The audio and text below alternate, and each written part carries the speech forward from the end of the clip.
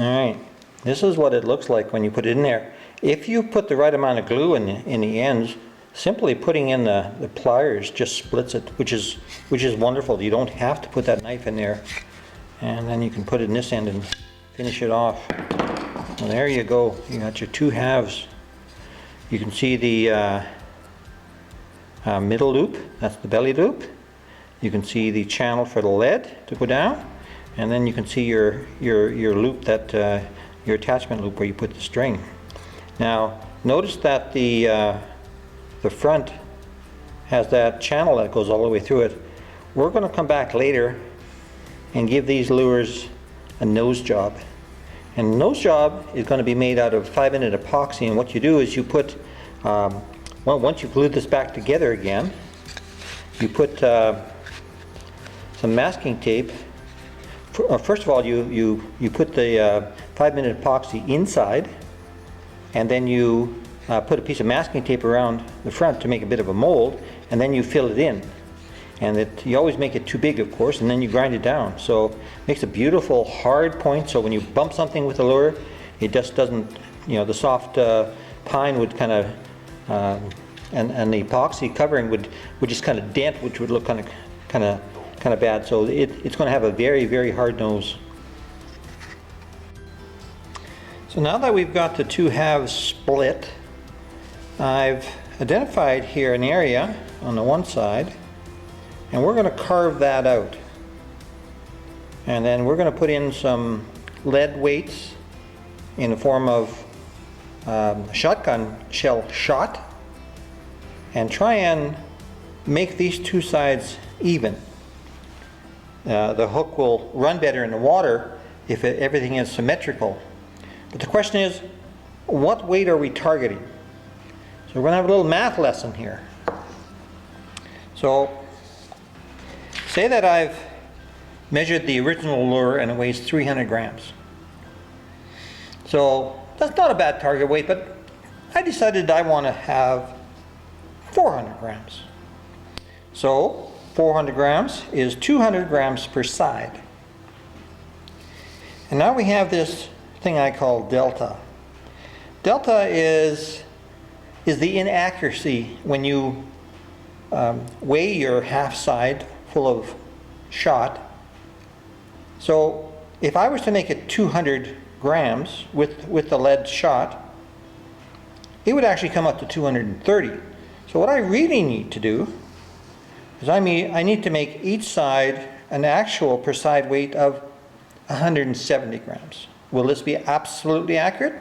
No, but it will get both sides relatively close, and you will get fairly close to 400 grams. So later on in this series of videos, I'm going to be showing you how I pour in the molten lead into the lure, and we're going to come back to this page and see how I did.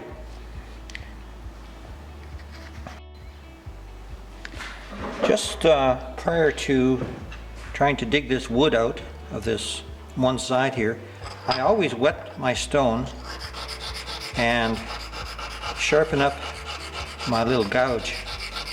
This is a little gouge out of a wood carving set. It's nothing special, but the steel is pretty good.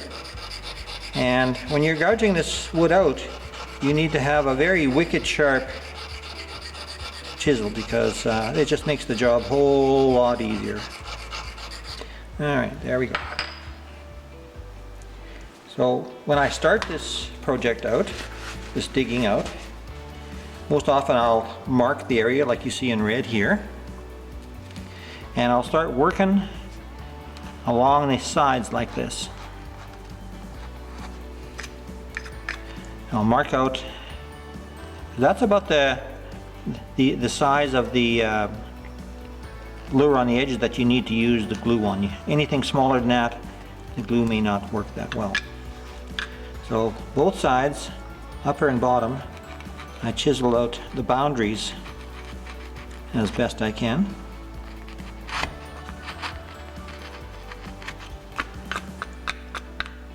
So remember that the lead is going to be poured into here. This is where you're going to do the first attachment with your line, or the only attachment with the line, and then in this area here, you're going to have that small clip that I showed you that was made out of stainless steel wire. So I'm going to take all of this material out and all of this material out for a couple different reasons. One, on a lure this big, you need a fair bit of area to get the weight. So we've decided that 170 grams was our target. Out all this, this, and this little tiny bit. Now, the reason that we want to take this out is when we pour the lead in here, we want the lead to flow over into here. And what that does, it seals this belly loop, and it surrounds the stainless steel with lead. Same as here. You would very much like that loop to be surrounded around the lead.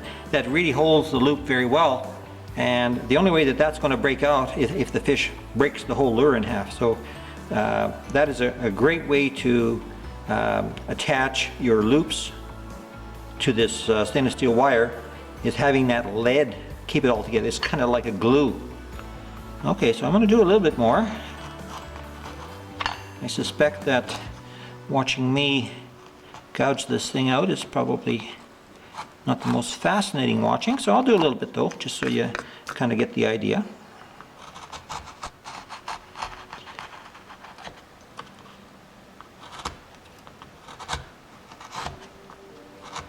Now, don't know if you can see in the camera, on my left hand I have a glove, because chisels are famous for getting away on you, just like scalpel blades, and gouging into your hand. So the last thing you want is this chisel to go racing across the lure and puncturing your hand. So even though doing it this way is not as safe as I would like, I mitigate the safety with the glove. Now, have I had the chisel touch the glove? Answer, yes, a couple times. So even though everything I did it right, I still had the glove. Kind of saved my day. Didn't even get a cut. You just work back and forth and back and forth.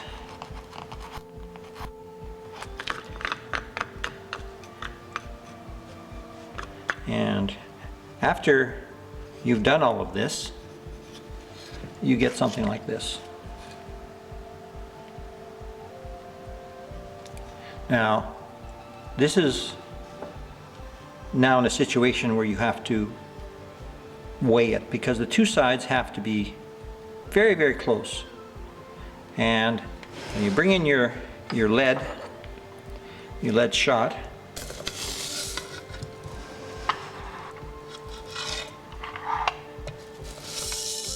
and you fill this guy. Notice I put masking tape on all the holes so they don't, so the lead can't get away on you.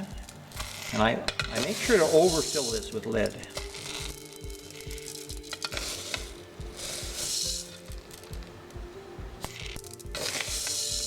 Doesn't matter how much you put on over, you're going to work it out of there. I'm just going to move this for the camera so you can get a better idea how I do this.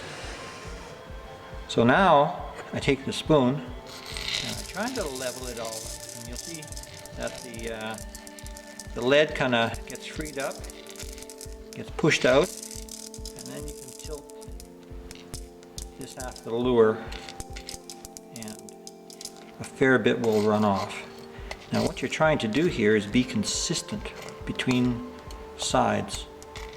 When you look at this from the side, which I can't do for you unfortunately because the lead will fall out, the lead sits up a little tiny bit. Now you've got a couple things working for you here. One is you've got the airspace between the lead shot, which shouldn't be air, it should be lead, and then you've got the lead a little tiny bit above the lure body itself.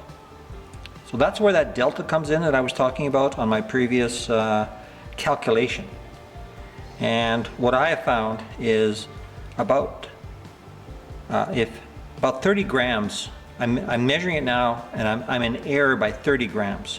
So whatever weight I choose, which as we said before was 170 grams, if I do 2 of them, exactly 170 grams, that's 340 grams, and I'll get another 30 grams because of this air.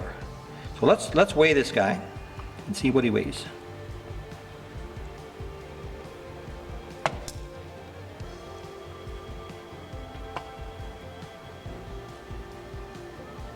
Okay, this guy weighs about 188 grams, so I'm high on this side. So what I'm going to have to do with this other side, after I'm all done taking out the wood, is I'm going to try and match that 188 grams.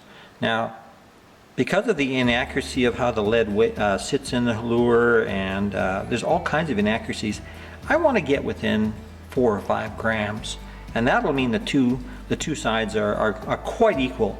So when it's swimming along the center line here, you'll have roughly half on one side, half on the other side. If you had it overloaded on one side, it might twist one way and stay that way and not come back while it's going into the water. So you want it to kind of do this, so you want it as centered as you can get. Okay, so I have gouged out the other side, and of course, as I mentioned before, it's important to go up to the weight, not get it too high, because then you got to go back to the other side and make it even bigger. Now, I put the tape on here so the lead shot won't leak out, but I wanted to show you something right here. So this is a gouge. This kind of jumped out, and so this whole surface here is going to be glued. So if the gouge was really serious, you would have to use a little bit of wood filler. But this gouge, this channel is fairly small, so what's going to happen is when I put glue all along here, this will be filled up with glue. So when you add the molten lead, it may melt a little bit of the edge of the glue, but it will be fine because it will cool before it gets a chance to melt through there or deposit lead in there where it shouldn't be. So now, let's weigh this guy and see how we're doing compared to the other one. Once again, we put in the number 7.5 shot. Number 9 shot would work well as well. The smaller the lead, the better, actually. So make sure it's very, very full. And move your spoon back and forth.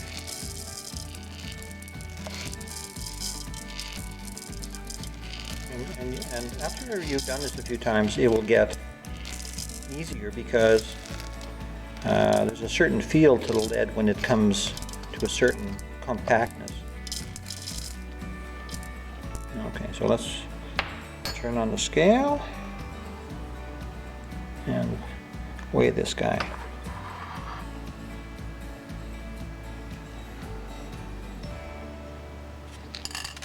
Okay, this guy says 175 grams.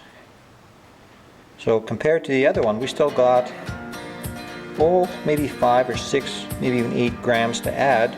So we have to dig out a little bit more.